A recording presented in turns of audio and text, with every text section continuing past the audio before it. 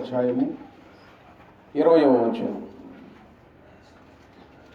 ఇదిగో నేను తలుపు నొద్ద నిలుచుండి తట్టుచున్నాను. ఎవడైనను నా స్వరం విని తలుపు తీసిన ఎడల నేను అతని యొద్దకు వచ్చి అతనితో నేనును నాతో కూడా అతడును భోజనం చేయుదును.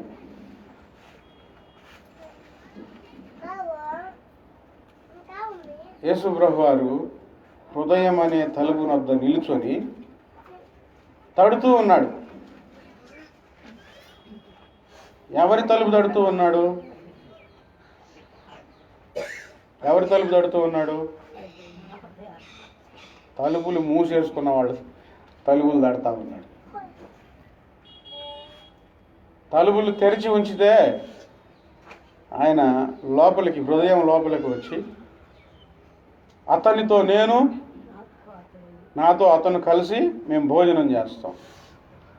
భోజనం యొక్క విశిష్టత ఆయన ఇక్కడ తెలియజేశారు. కలిసి భోజనం చేసే యొక్క విశిష్టత. ఎవరు తలుపు తడుతున్నారు?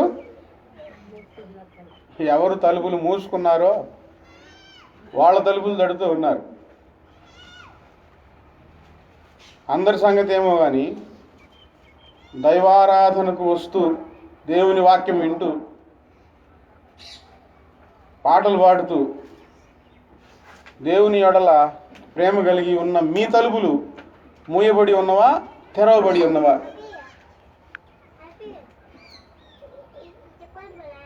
ఇప్పుడు బయట ప్రజలంటే వారు తలుపులు మూసుకొనే ఉన్నారు, దేవుని సన్నిధికే రాదు. దేవుని సన్నిధికి వస్తున్నావు, నీ తలుపులు మూయబడి ఉన్నవా? యేసయ్య కొరకు ఎప్పుడు తెరచి ఉంచావా? ఇది ప్రశ్న. ఏ తలుపులు మూసుకున్నారు వీళ్ళు? కులం అనే తలుపులతో మూసేసుకున్నారు. మా కులం ఇది, మాకు సంబంధం లేదు, యెహోవా ఎవడు, యెహోవా దేవుడు మాకు కాదు, మాకు కాదు అని తలుపులు మూసేసుకున్నారు. దైవ సన్నిధానమునకు వస్తూ ఇది మా కులం అనుకుంటున్న నీ తలుపులు మూసివేయబడి ఉంటే దేవుడు నీ బయటే ఉన్నాడు, ఇంకా తలుపులు తడతా ఉన్నాడు. నేను బయట కాదు నించునేది, నీ హృదయం లోపలికి రావాలని. నీ కులం అనే తలుపులు తీసివేసేసాయి. ఇంకా ఏ తలుపులు మూసివేసుకున్నారు? లూకా సువార్తలో యేసు ప్రభు వారు చెప్తారు, ఐహిక విచారములు, తిండి వలనను, మత్తు వలనను, ఐహిక విచారముల వలనను మీ హృదయం అని లేదా అక్కడ?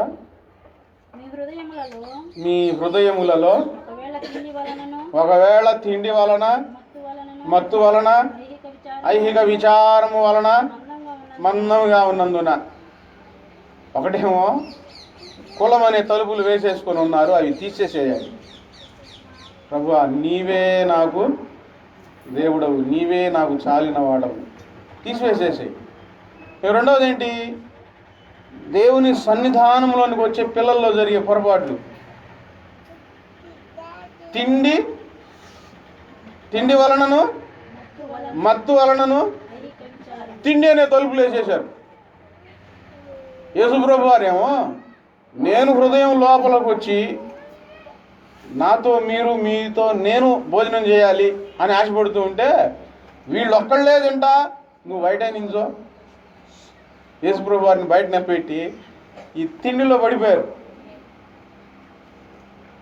ఈ తిండి అనే తలుపులు వేసేశారు. మీ హృదయములలో అని వ్రాయబడి ఉంది అక్కడ. మత్తు, తినడం నిద్రపోవడం, తినడం నిద్రపోవడం, తినడం నిద్రపోవడం. నిద్ర అనే తలుపులు వేసేశారు యేసయ్యకు. ఐహిక విచారాలు. మనకు ప్రభు ఉన్నాడండి. చిన్నదైనా పెద్దదైనా ఆ సమస్యకు దేవుని చేతికి అప్పచెప్పి ప్రభువా నువ్వు చూసుకో అని మనం సంతోషంగా ఉంటే అదే ఆయనకు భోజనం. హల్లెలూయా. కలిసి భోజనం చేయడం అంటే అదే.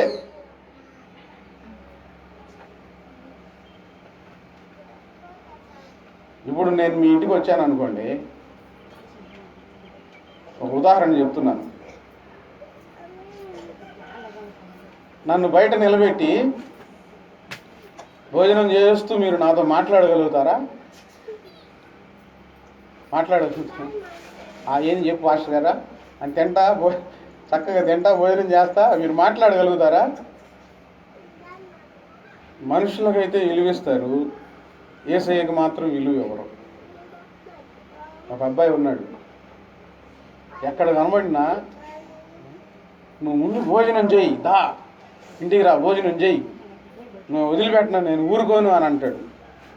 అంత మర్యాద చూపిస్తాడు, భోజనం చేసి వెళ్ళాల్సిందే అని. కానీ చెడు అలవాట్లు మానుకోవాల, దురలవాట్లు మానుకోలేదు. నేను వెంటనే అన్నాను, నేనంటే ఇంత భయపడుతున్నావు, నేనంటే ఇంత ప్రేమ చూపిస్తున్నావు, నీ నోట్లో తినకూడనివి తింటే యేసయ్య ఎంత బాధపడతాడో తెలియదా? మరి నువ్వు ఆయన్ని బాగా చూసుకోవాలా వద్దా? ఆయనకు మర్యాద ఇవ్వాలా వద్దా? ఇస్తానన్నా, ఇస్తాను, ఖచ్చితంగా ఇస్తాను. ఎందుకు? దేవుడు లేకపోతే నేను లేనన్నా అంటాడు. మనిషికి విలువ ఇస్తున్నారు కానీ దేవుని మాత్రం బయట చేస్తున్నారు. దేవునిని ఈ హృదయపు తలుపులు తెరిచి హృదయంలోనికి ఆహ్వానించాలి.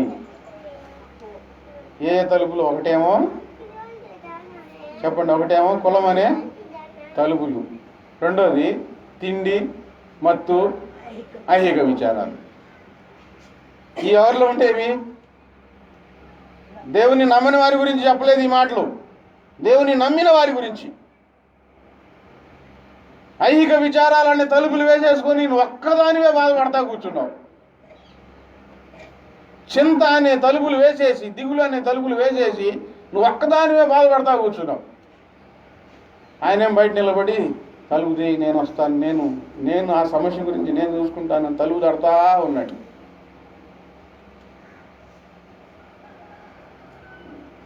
కృంగుదల, నీరసం అనేది, అంటే విచారం అనేది ఎవరికైనా వస్తుంది. పెద్ద పెద్ద భక్తులు సైతం విచారపడ్డారు, కృంగిపోయారు, దిగులు పడ్డారు. అయితే దిగులు పడినను వాళ్ళు దేవునికి చెప్పి దేవుని సహాయం తీసుకున్నారు.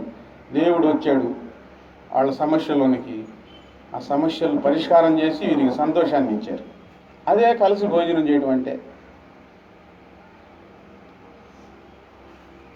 ఈ ఐహిక విచారాలనే తలుపులు మీరు తీసివేయండి. ఆయన తలుపు తడతా ఉన్నాడు. వాక్యంలో మనం కొన్ని సందర్భాలు గమనిస్తే ఆయన భోజనం చేసిన సందర్భాలు, యోహాను సువార్త 4వ అధ్యాయము, యోహాను సువార్త 4వ అధ్యాయము 32వ వచనం, 31, 32వ వచనాలు. ఆలోగా శిష్యులు బోధకుడా భోజనం చేయమని ఆయనను వేడుకొని, అందుకు ఆయన భుజించుటకు మీకు తెలియని ఆహారము నాకున్నది. లేకుండా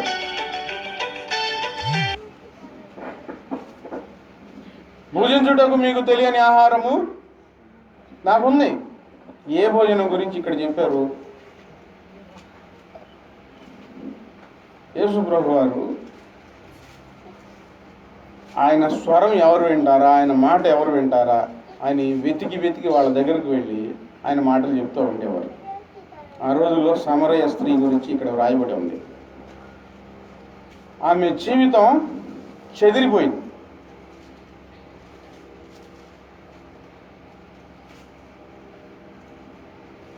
పరిమళ తైలంగా ఉండవలసిన జీవితం దుర్గంధ భరితమైపోయింది. పరిమళ వాసనగా ఉండవలసిన జీవితం. ఒకతను చనిపోయాడు, ఇంకొక ఆయన్ని చేసుకుంది. ఆయన చనిపోయాడు, ఇంకొక ఆయన్ని చేసుకుంది. ఇంకొకడు వెళ్ళిపోయాడు, ఇంకొక ఆయన్ని చేసుకుంది. అట్లా 7 భర్తలు చేసుకుంది. ఇప్పుడు ఒక పెళ్ళి అయిపోయిన తర్వాత రెండో పెళ్లి చేసుకోవటం అంటేనే చాలా ఆలోచిస్తారు. 2 జడ్డే అనుకోండి, ఈ 3వది అంటే చాలా ఆలోచిస్తారు. ఈమె జీవితంలో 7 పెళ్ళిళ్ళు అయ్యింది, 7 కూడా సక్రమంగా లేవు. ఆమెను దేవుడు తన రక్షణ గురించి ప్రకటించడానికి వెతుక్కుంటూ ఆమె బావి దగ్గరకు నీళ్ళ కోసం బావి దగ్గరకు వచ్చిందని తెలిసి అక్కడికి వెళ్ళి అలసిపోయినట్లుగా కూర్చున్నాడు. దాహం వేస్తున్నట్లు అలసిపోయినట్లుగా అక్కడ కూర్చొని ఆమె వచ్చింది. ఆయన ప్రభువారు, అమ్మ నాకు కొంచెం నీళ్ళు ఇవ్వమ్మా అని అడిగితే ఆమె ఉంటుంది, నీవేమో యూదుడవు, మేమేమో సమరయులము, నన్ను నీళ్ళు ఇవ్వమని అడుగుతున్నావేంటి? ఈ సంభాషణ అక్కడ జరిగిద్ది. నన్ను నీళ్లు ఇవ్వమని ఎవరు నిన్ను అడుగుతున్నారో అది తెలిస్తే నీవే ఆ నీళ్లు కోరుకుంటావు. జీవజలము ఆయన నీకు ఇస్తాడు, ఇంకెన్నడూ నువ్వు దప్పికొనవు అని అంటే, ప్రభువా నీళ్లు నాకు అయ్యా, ఇంత దూరం రావాలంటే నాకు చాలా కష్టంగా ఉంటుంది రోజు అని ఏం ఆలోచనలో ఏముంది. ప్రభువారు అంటారు, నువ్వు వెళ్ళి నీ భర్తను తీసుకొనిరా, ఆ నీళ్లు నేను నీకు ఇస్తానంటే, నాకు పెనిమిటి లేడు, నాకు భర్త లేడయ్యా అంటే, పెనిమిటి లేడని నువ్వు చెప్పిన మాట వాస్తవమే, ఇప్పుడున్నవాడు నీ పెనిమిటి కాడు అని చెప్పినప్పుడు ఆమె జీవితం వంకర టింకరగా లేదా చెదిరిపోయి దుర్బలంగా ఉన్నా గ్రహింపు శక్తి ఉందండి ఏమకు గ్రహించుకునే దేవుని మాటలు గ్రహించుకునే శక్తి ఉంది. ఆమె నీవు ప్రవక్తవని నేను గ్రహించుచున్నానయ్యా అంటే, మాట్లాడేవా ఈయనెవరు గొప్ప వ్యక్తి, కొంతమందికి ఆలోచనలే రావు, ఏం మాట్లాడుతున్నారా, ఇంత మంచి మాటలు ఎలాగ మాట్లాడగలుగుతున్నారా, అసలు ఈ ఆలోచనలే రావు. అప్పుడు ప్రభువారు తన జీవితం గురించి చెప్పినప్పుడు ఆ మెసేజ్ నేనే అని ఆయన తన దగ్గర నిర్ధారించుకున్నప్పుడు ఈమె పరిగెత్తుకుంటూ వెళ్ళి ఆ ఊళ్ళో వాళ్ళందరినీ తీసుకొని వచ్చిందండి. ఈమె పొందిన అనుభవాన్ని ఊళ్ళో వాళ్ళందరినీ పిలుచుకొచ్చి, ఇదిగో ఈయన మెస్సయ్య కాడా. ఇప్పుడు ఈ సందర్భంలో ఆయన భోజనం ఏంటంటే, ఒక వ్యక్తి పరిపూర్ణంగా దేవుణ్ణి తెలుసుకోవడమే దేవునికి భోజనం. దైవ సన్నిధానమునకు వస్తారు, వాక్యం అర్థం వినరు, విని అర్థం చేసుకోరు. వాక్యం సరిగ్గా వింటే, ఈ వాక్యం యొక్క అర్థం ఏమిటి అని గ్రహిస్తే రక్షణలోనికి నడిపించబడతారు. అప్పుడు దేవునికి సంతోషం కలుగుతుంది, మీతో కలిసి భోజనం చేసినంత తృప్తి ఆయన కలుగుతుంది. ఎన్ని రోజులు వచ్చినా అలాగే ఉంటారండి. ప్రార్థన చేయించుకుంటారు, ప్రార్థన చేస్తారు, వెళ్ళిపోతారు. ఏమైతే యేసుప్రభు వారు చెప్పే మాటలు వెంటనే గ్రహించుకుంది. గ్రహించి ఏమడిగింది యేసుప్రభు వారిని? వినండి,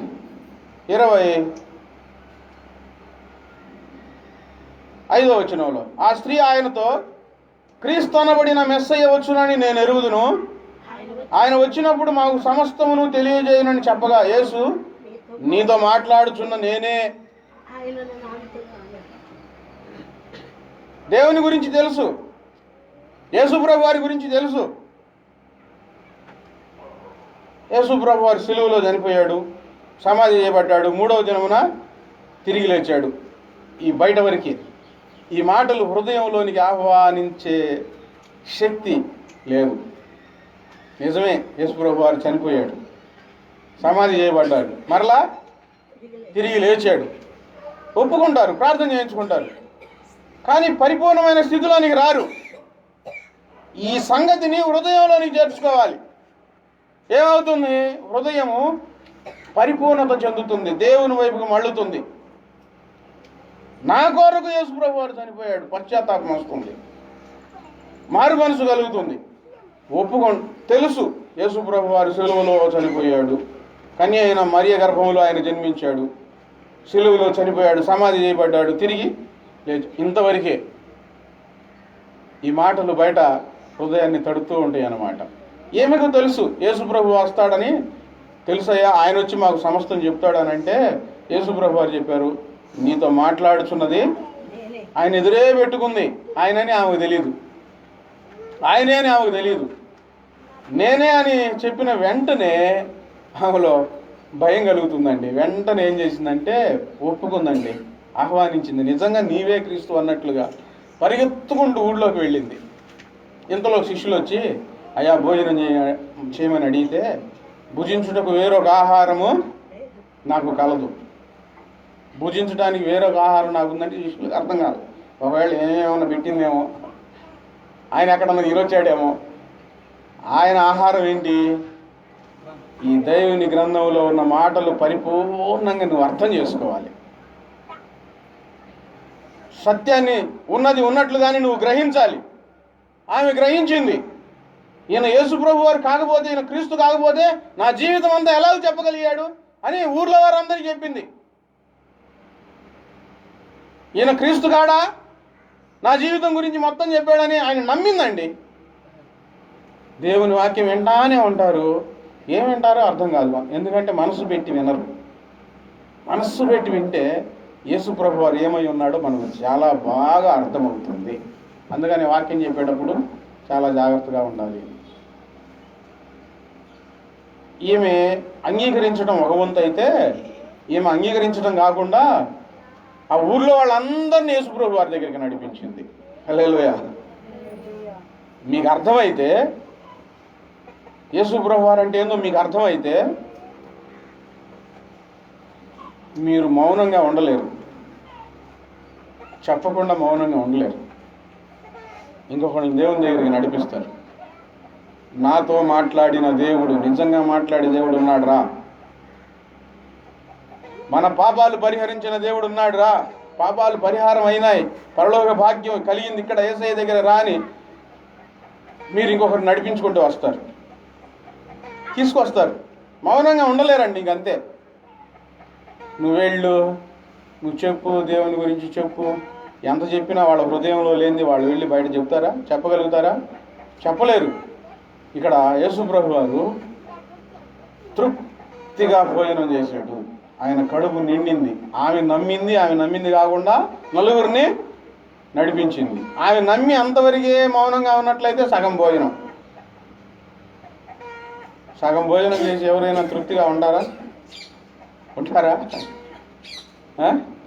నిండు కడుపు నిండా, ఆయన కడుపు నిండినట్లయిపోయిందండి.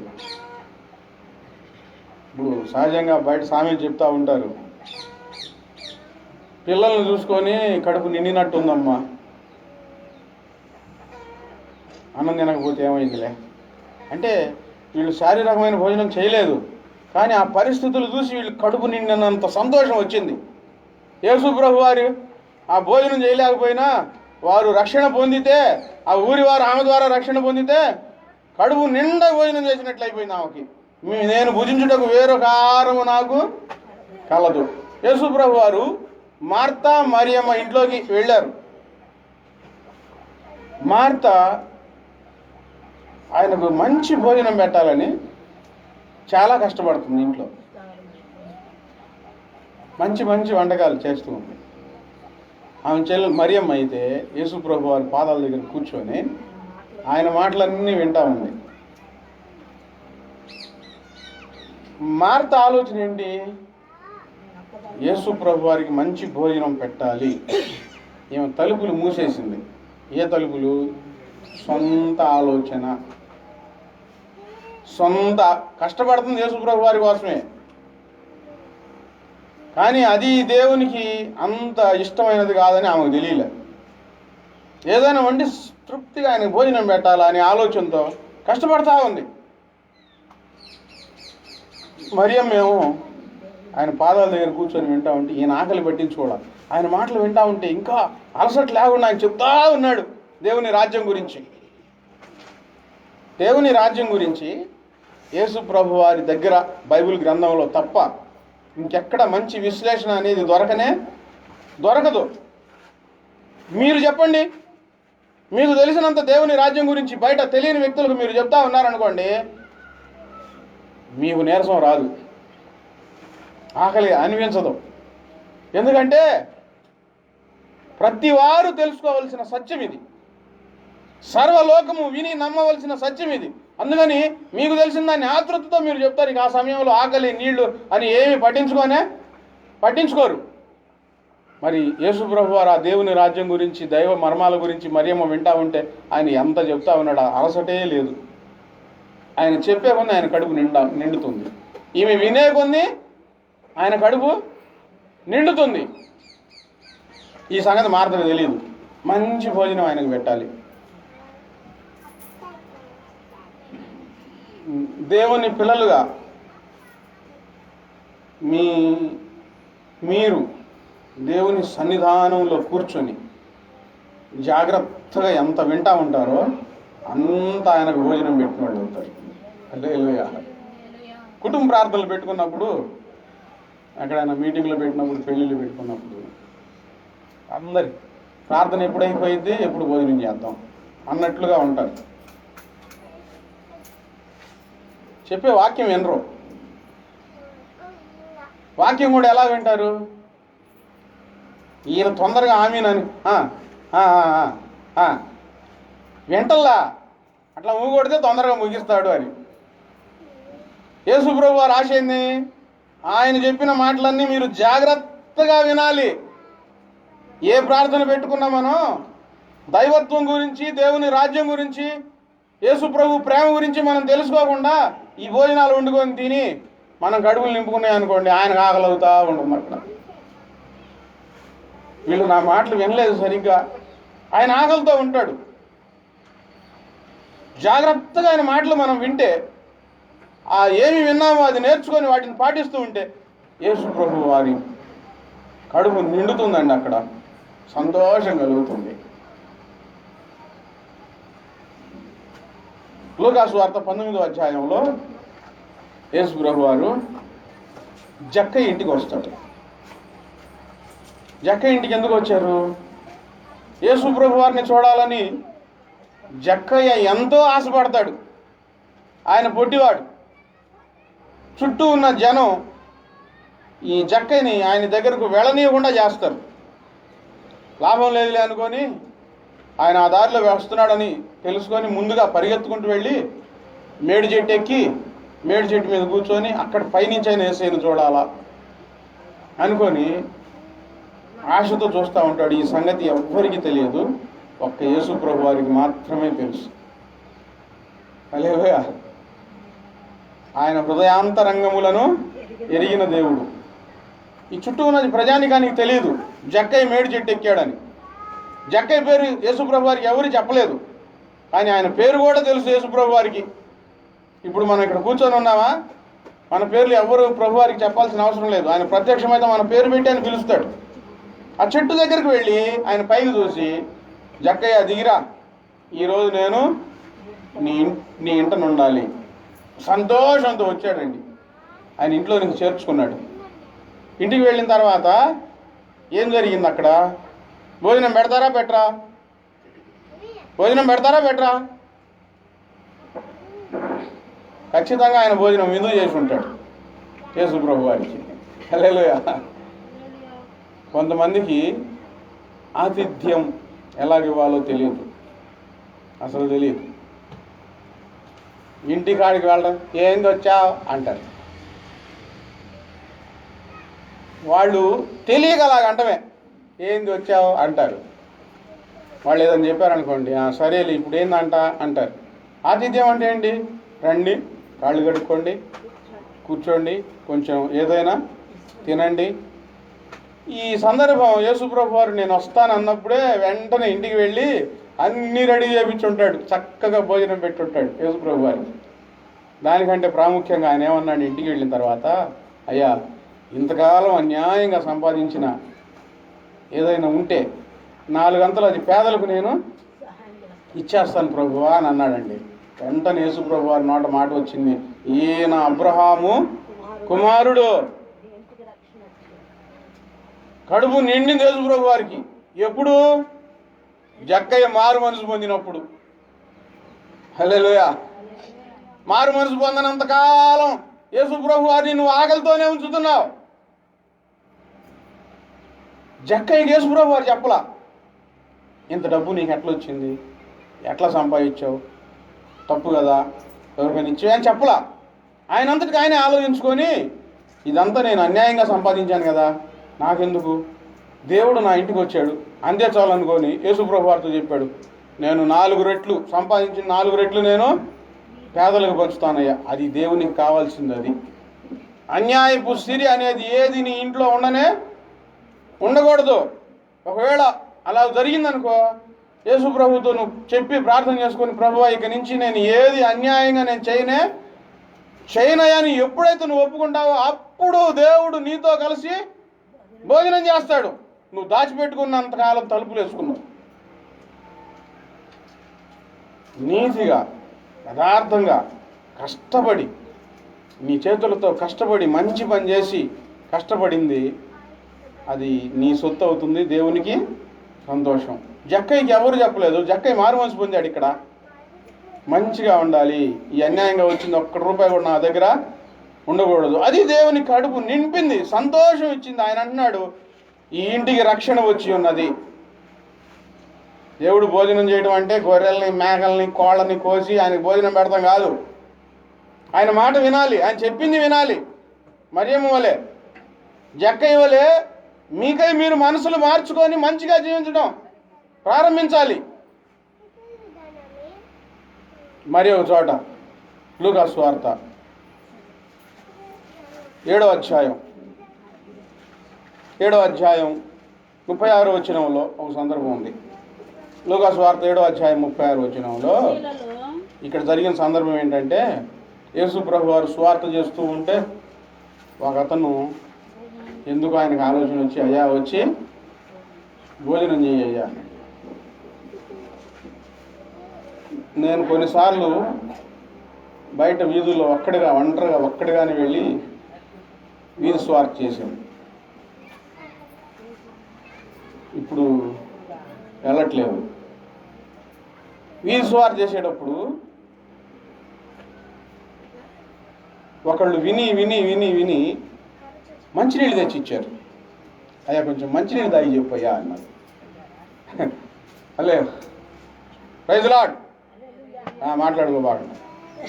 ఆయనకి ఎందుకు అనిపించింది? ఆ ఒక్కదానికి ఎందుకు అనిపించింది కొంచెం మంచినీళ్ళు తాగయ్యని?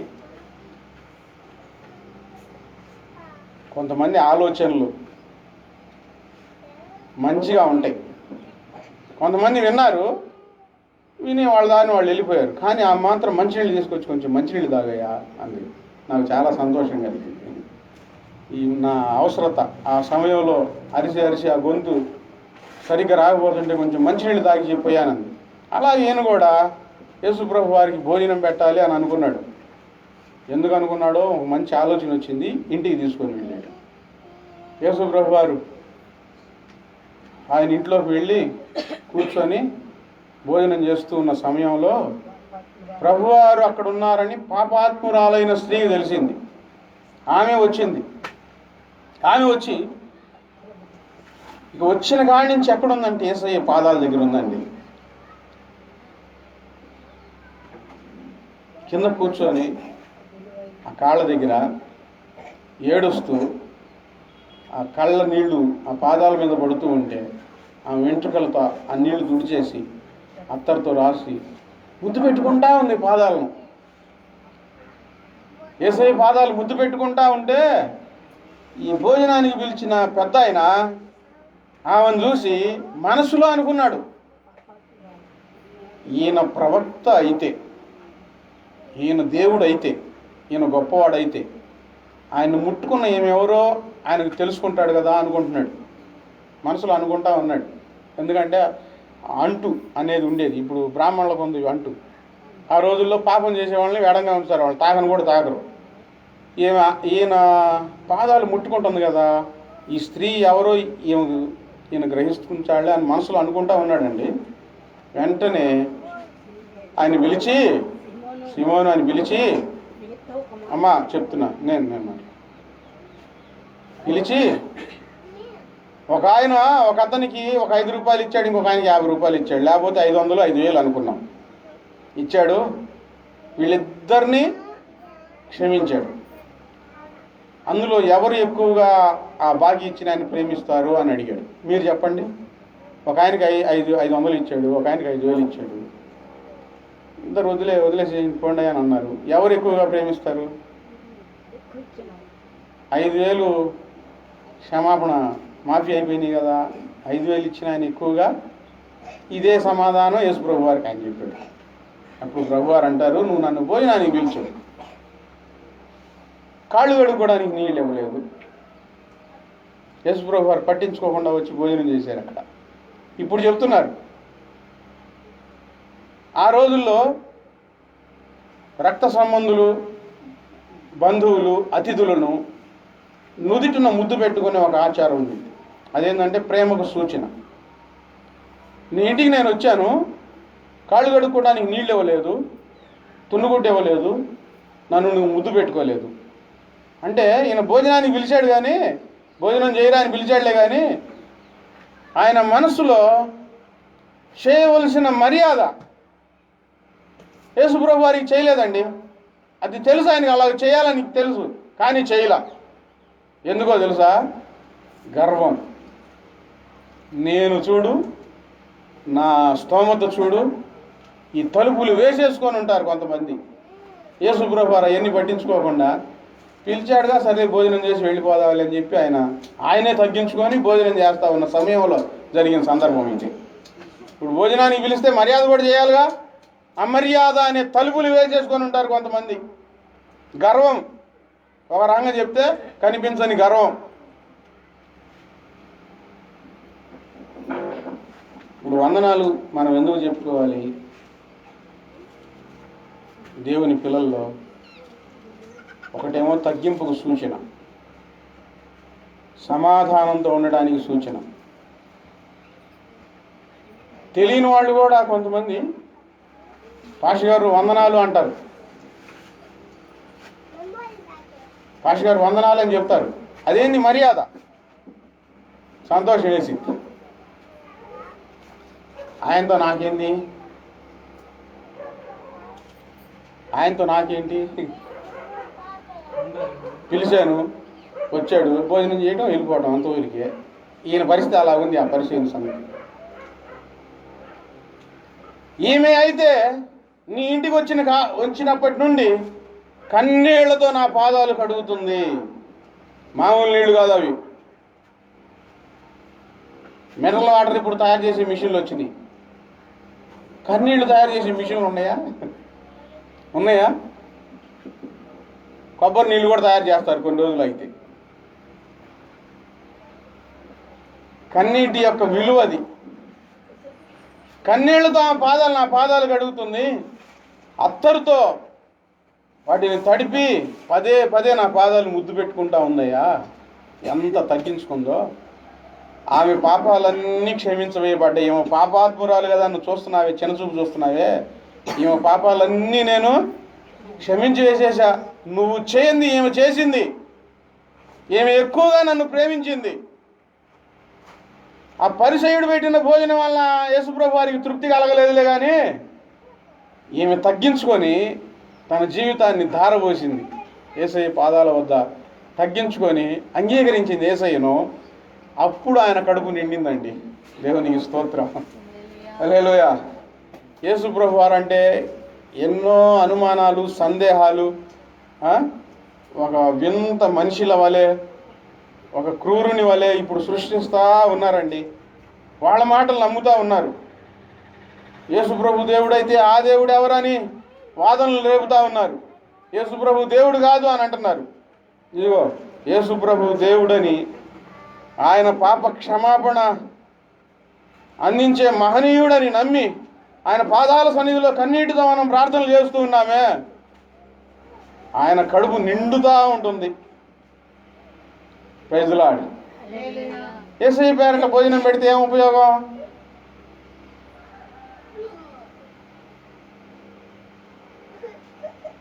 మన దేవుడు మనం సంతోషంగా ఉంటే ఆయన కడుపు నిండినంత సంతోషాన్ని వ్యక్తపరిచే దేవుడు అండి. Praise Lord. కొబ్బరికాయ కొట్టి ఒకటే కొట్టు, కొబ్బరికాయ కొడితేనే నిమ్మకాయలు తీసుకొస్తేనే అనే దేవుడు కాదు. మారు మనసు, పశ్చాత్తాపం నిండుగా వ్యక్తపరిస్తే ఆయన కడుపు నిండుతుంది. ఆయన భోజనం పెట్టాడు కానీ పరిచయుడు యేసుప్రభు వారికి ఆ భోజనంలో సంతోషం లేనే లేదు. అబ్రహాం ఇంటికి ముగ్గురు త్రియేక దేవుడు ముగ్గురి వలె కనబడి వస్తే అబ్రహాం పరిగెత్తుకుంటూ వెళ్ళి, అయ్యలారా రండి, ఈ సమయంలో మీ దాసుని మీరు దాటిపోవద్దు, బతిమలాడి ఎండలో పడి వచ్చారు. ముందు ఆయన అసలు ఏమి చేయాలనుకుంటున్నాడంటే, మీరెవరో, ఎక్కడి నుంచి వచ్చారో, తెల్లని బట్టలు వేసుకొని ఉన్నారేంది, మీరు దేవుళ్ళ? కొంతమంది పిచ్చి ప్రశ్నలు ఇవన్నీ ఆయన కనిపెట్టాడు. వీళ్ళే నన్ను పిలిచినది, ఈయనే నన్ను పిలిచింది, వీళ్ళు దేవదూతలు అని ముందు వాళ్ళని ఇంటికి ఆహ్వానించి, అయ్యా మీరు రండి, ముందు కాళ్ళు కట్టుకోండి, కూర్చోండి, ప్రశాంతంగా భోజనం చేసి వెళ్ళండి.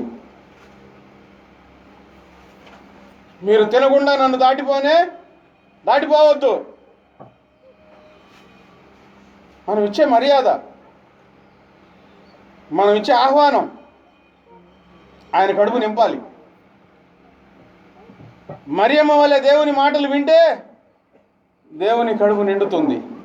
సమరయ స్త్రీ వలె మీరు వెంటనే ఆయన మాటలు గ్రహించి అంగీకరిస్తే ఆయన కడుపు నిండుతుంది. పాపాత్మురాలైన స్త్రీ తన పశ్చాత్తాపం అంతా వెళ్ళబుచ్చుకుంటూ కన్నీరు గార్చి ఆయన పాదాలు తగ్గించుకు ఆయన పాదాలు ముద్దు పెట్టుకునే ధన్యత అండి. నిజంగా మనం చనిపోయిన తర్వాత ప్రభు పాదాల సన్నిధికి వెళ్ళిన తర్వాత ఆయన పాదాల మీద పడి ఆయన పాదాలు ముద్దు పెట్టుకుంటే ఎంత ధన్యత. ఆ ధన్యత పాపాత్మురాలైన ఒక దొరికింది. యేసుప్రభు వారు వచ్చిన వెంటనే ఈ పరిసయుడు సాగిలపడి, అయ్యా నా ఇంటికి నువ్వు రావడానికి నేను పాత్రుడను కానయ్యా అని తగ్గించుకొని ఉన్నట్లయితే ఆయన భోజనం పెట్టకపోయినా సంతోషంతో ఆయన ఆ ఇంటిని దీవించి వెళ్ళేవాడు. భోజనానికి వచ్చాడు కానీ సంతోషంగా భోజనం చేయలేదు. మొన్న ఒక పాస్టర్ గారిని టిఫిన్ చేద్దాం రా అని అడిగితే, లేదన్నా నేను ఇంటికి వెళ్ళాలి, ఇంటికాడ స్పెషల్ భోజనం ఒకటి ఉంది, ఆ స్పెషల్ భోజనం పిల్లలందరూ ఇంటికాడ ఉన్నారు, ఆ పిల్లలు నేను నా భార్య కలిసి మేము సంతోషంగా అన్నం తినాలి అని అన్నాడు. నాకు ఆశ్చర్యం వేసింది. నిజంగా ఎంత సంపాదించినా ఎంత కష్టపడినా అందరు కలిసి సంతోషంతో భోజనం చేయని స్థితి ఆ ఇంట్లో ఉంటే అది ఒక శాపం. పళ్ళాలు పగులుతూ ఉంటాయి, తిట్టుకుంటూ ఉంటారు. ఇప్పుడు సంతోషంగా భోజనం తింటే కడుపు నిండా తింటారండి. ఏడ్చుకుంటా గోళ్ళు పెట్టుకుంటా తగాదు తింటే కడుపు నిండా తినగలుగుతారా చెప్పండి? కొంచెం తిని పక్కన చేస్తారు, కొంచెం తిని వదిలిపెడతారు. అన్నాడు, మేము పిల్లలు ఊరి నుంచి వచ్చారు, మాకు స్పెషల్ భోజనం ఉంది, ప్రతిరోజు మేము కలిసి భోజనం. అదేనండి స్వర్గం అంటే. ఇక్కడ అంత కష్టపడి సంపాదించుకొని సంతోషంతో భోజనం చేసే స్థితి లేదు. కుటుంబంలో అందరూ కలిసి మంచి ఆప్యాయతతో అనురాగంతో సంతోషంగా భోజనం చేస్తే యేసయ్య కడుపు నిండుతుంది. దేవునికి స్తోత్రం. హల్లెలూయా.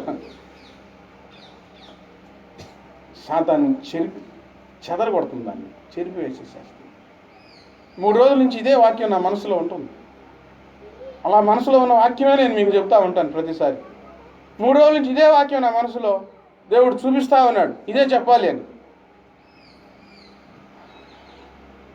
ఎవరైనా ఇంటికి వస్తే సగం భోజనం పెట్టి పంపించే అలవాటు ఎవరికైనా ఉంటుందా?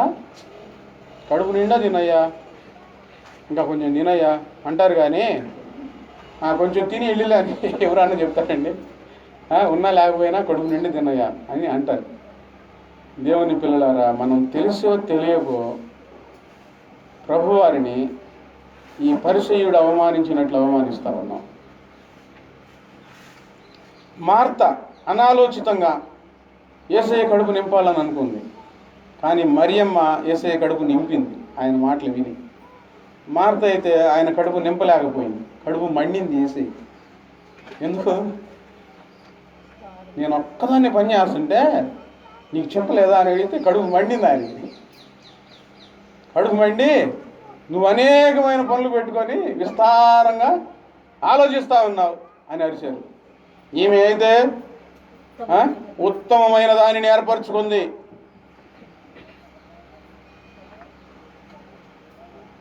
సమరయ స్త్రీ యేసు ప్రభు వారిని ఎక్కువగా వాదించలేదు. నువ్వు ఎక్కడి నుంచి వచ్చావు, నా గురించి నీకెందుకు, నాకు ఎంతమంది భర్తలుంటే నీకెందుకు, ఇవన్నీ మాటలు మాట్లాడలా. అయ్యా నువ్వు ప్రవక్తని గ్రహిస్తున్నాను, క్రీస్తు వస్తాడని తెలుసు, ఆయన సమస్త మాకు బోధిస్తాడంటే నేనేనమ్మా క్రీస్తుని అన్న వెంటనే నమ్మిందండి. వెంటనే ఒప్పుకుంది, పరిగెత్తుకుంటూ వెళ్ళింది. 10 మందిని కాదు ఊరు మొత్తాన్ని తీసుకొచ్చింది. ఈయనే క్రీస్తు చూడండి అని. ఆయన సమృద్ధిగా కడుపు నిండినంతగా భుజించుటకు వేరొక ఆహారము నాకు కలదు. ఈరోజు మధ్యాహ్నం మనం వండుకొని తింటాం, మనం తినటం నిద్రపోదాం. తిండి వలనను, మత్తు వలనను, ఐహిక విచారముల వలనను, ఈ తలుపులు ఒక తలుపు కాదు, తిండి అనే తలుపు, ఐహిక మత్తు అనే తలుపు, ఐహిక విచారములు అనే తలుపులు, ఈ తలుపులు వేసేసుకొని ఆయన బయట నుండి తలుపు కొడతా ఉన్నాడు. అరే మీరొక్కళ్ళే తింటారేది, నాకు పెట్టరా. నేను ఒకసారి ఒక ఇంటికి వెళ్ళి బాగా ఆకలి అవుతుంది. ఆకలి అయితే నేను ఉండను, తింటాను, లేకపోతే అడిగి పెట్టించుకొని తింటాను. ఎంతసేపు కూర్చున్న వాళ్ళు అన్నం తినమంటలా, బాగా ఆకలి అవుతుంది. ఇదే మధ్యాహ్నం ఆకలి టైం కదా, అన్నం తినమంటారు లేని కూర్చొని మాటలు చెప్తామంటే ఎంతసేపు కూర్చున్నా అన్నం తినమంటలేదు. నేనే సిగ్గు విడిచి అన్నం ఉందా అన్న అని అడిగితే, మా అన్నం వంట ఉందా అన్నారు. అమ్మా అన్నం వంట ఉందా అంటే ఏమీ లేదు, పచ్చడి ఉందంటే ముందు ఏదో ఒకటి వేసి పెట్టండి అమ్మ, బాగా ఆకలి అవుతుంది. మనం కూడా ఇలాగే ప్రభువారు తలుపు తడతా ఉంటే మన సంగతులు ఏంటో మనమేందో అని పట్టించుకోకుండా ఆయన పక్కన పెడుతున్నాం, దేవుణ్ణి బయట పెడుతున్నాం. హృదయం జీవితం బయట ఉంచి దేవుణ్ణి ప్రభు అంటున్నాం. ఆయన ఏమంటున్నాడు, నేను మీ హృదయంలోనికి రావాలి. ఎవడైనా నా స్వరం విని తలుపు తీస్తే నేను అతనితో కూడా, నాతో అతను కూడా ఇద్దరం కలిసి భోజనం చేయాలి. దేవునికి స్తోత్రం. ఈరోజు ఈ వాక్యం వింటున్నాం మీరందరూ ప్రభువుకు తృప్తిగా భోజనం పెట్టేవారై ఉండాలి. ఏం చేయాలి? అంగీకరించాలి ఆయన్ను, ఆయన మాటలు జాగ్రత్తగా వింటూ ఉండాలి, ఆయన పాదాల సన్నిధిలో కూర్చొని ఉండాలి. మర్యాద, ఎంత మర్యాద దేవునికి చూపించాలో అంత మర్యాద దేవునికి చూపించాలి. అదే భోజనం పెడతాం. మత్తయి సువార్త 25వ అధ్యాయంలో ఒక సందర్భంలో, నేను ఆకలి కొని ఉంటిని, మీరు నాకు భోజనం పెట్టారు అని అంటే, మేము ఎప్పుడు నీకు భోజనం పెట్టాం ప్రభు అని వీళ్ళు ఆశ్చర్యపోతున్నారు. ఆకలితో ఉన్న పొరుగు వారికి, మీ పొరుగు వారికి భోజనం పెట్టారు కదా, అది నాకే మీరు పెట్టింది అని ఆయన అంటున్నారు. నాకు మీరు పెట్టారు. మన కళ్ళ ఎదుట వీళ్ళకి భోజనం మనం పెట్టాలి అనుకుంటే మనం చూస్తూ మనకున్న దాంట్లోనే కొంచెం భోజనం ఆ పేదవారికి మనం పెట్టామనుకోండి, ఎవరికి పెట్టినట్లు? యేసయ్యకి పెట్టినట్టు. అట్లా అని చెప్పి ఎవరిని పడితే వాళ్ళని ఇళ్ళలో తీసుకొచ్చి భోజనాలు పెట్టబాకండి. ఎందుకు? ఒకసారి అక్కడ నేను చెరులో చర్చి కాడ ఉన్నప్పుడు ఒక అతను వచ్చాడు, బాగా బతిలాడాడు, కొంచెం అన్నం పెట్టండి అమ్మ, బాగా ఆకలి అవుతుందమ్మా అన్న. సర్లే అని చెప్పి కడుపు నిండా అన్నం పెట్టాం. అమ్మ ఇక్కడ పండుకొని వెళ్తానంటే సరే పండుకోయానమ్మ అన్న. వాడు పండుకొని తెల్లారి లేసరికి మనిషి లేడు. అక్కడ చీపిరి తీసుకొని ఊడుస్తూ ఉండేసరికి చీపిరికి పెంట తగిలింది. వాసన వచ్చి ఎవరు ఇలా చేసిందని చెప్పి ఆమె లేచింది. ఎవరు ఇట్లా చేసింది, ఇట్లా గలీజ్ చేసేసారంటే, ఎవడంటే రాత్రి అన్నం తిన్నాడు, చక్కగా చర్చి వరండాలో ఈ పిల్లి చక్కగా బయటికి వెళ్ళిపోయి బుడిచిపెట్టిద్దే, ఆ పిల్లి పని చేశాడు అతను. పిల్లి ఏం చేసిద్ది, చక్కగా దాని పని అయిపోయిన తర్వాత బుడిచేసి వెళ్ళిపోయింది. ఈ కడుపుకు అన్నం తిన్నవానికి ఇతనికి బుద్ధి జ్ఞానం ఏమీ లేదో ఏమో, అర్జెంట్ అయితే బయటికి వెళ్ళొచ్చుగా, అక్కడ ఆ బండలు వేయలేదు, ఇసుక ఉంది. ఆ ఇసుకలో కూర్చొని పూడ్చిపెట్టి వెళ్ళిపోయాడు. మరి అదే మర్యాద ఏమనుకున్నాడేమో. రెండోసారి ఎవరికైనా భోజనం పెట్టాలంటే వెనక తగ్గిపోయామన్నమాట. ఖచ్చితంగా వాళ్ళకి భోజనం పెట్టాలంటే వాళ్ళు పెట్టండి. ఇళ్లలో తీసుకొచ్చి ఈ నెత్తికి ఎక్కించుకోవద్దు. మనం పేదవారికి పెట్టిన భోజనం దేవునికి పెట్టినట్లే. కడుపు నిండిందనుకోండి, ఏమొస్తాయి? దీవెనలు వస్తాయి. హల్లెలూయా. ఈ ఇంటికి రక్షణ వచ్చి ఉన్నది. అమ్మా, సమాధానం గలవాని దానివై వెళ్ళు. దీవెనలు వచ్చినాయి. పరిసయ్యునికి దీవెనలు రాలేదు, మరియమ్మకు దీవెనలు వచ్చినాయి. ఉత్తమమైన దానిని ఏర్పరచుకుంది. సగం కడుపు ఉందను కడుపు కాలిందనుకోండి, ఏమొస్తాయి? కడుపు మండితే కడుపు మండిన మాటలు వస్తాయి. కడుపు నిండితే కడుపు నిండిన మాటలు వస్తాయి. దేవుని దీవెనలు వస్తాయి. వస్తున్నాం, పోతున్నాం, ప్రార్థన చేసుకుంటున్నాం, ఏదో మన బతుకు మనం బతుకుతున్నాం అని చెప్పి తిండి వలన, మత్తు వలన, వైహిక విచారములు ఇవన్నీ తలుపులు వేసేసుకొని ఏసయ్య ఏసయ్య అంటే నేను ఉన్నాను, తలుపుది వచ్చేస్తా, లోపలికి వచ్చిన తర్వాత చూద్దాం. బయట నిల్చోబెట్టి ఏసయ్య ఏసయ్య అంటే ఈరోజు రెండు చేతులు దేవుని వైపు చాపి తలుపులు తీసేసి, కులమైన తలుపులు తీసేసి, విశ్వాసుల్లో అధికంగా పనిచేస్తున్న తిండి, మత్తు, ఐహిక విచారములని తలుపులు తీసేసి ఏసయ్యకి అప్పచెప్పు. స్వామి, నాతో ఉండయ్యా, నేనేం చేయాలో నాకు బోధించయ్యా. మోకరించండి, ప్రార్థన చేసుకున్నాను. నేను ఎలా నడవాలో నాకు బోధించయ్యా. అబ్రహాం పిలిచి కడుపు నిండా భోజనం పెట్టాడు. ముందు ఆయన కనబడిన వెంటనే ఆయనకు వచ్చిన ఆలోచన, ప్రభువా నువ్వు ముందు భోజనం చేయి, కాళ్ళు కడుక్కోండి, కూర్చోండి, సేద చేరండి, భోజనం చేయండి అని కడుపు నిండా భోజనం పెట్టి పంపించాడు. మన జీవితం అస్తవ్యస్తంగా ఉంటే ఆయన కడుపు మండుతూ ఉంటుందండి. మన జీవితం పరిపూర్ణంగా భక్తిలో నిండుగా ఉంటే ఆయన కడుపు నిండుతూ ఉంటుంది. నా పిల్లలు ఎంత చక్కగా ఉన్నారు అని సంతోషంతో దీవిస్తాడు.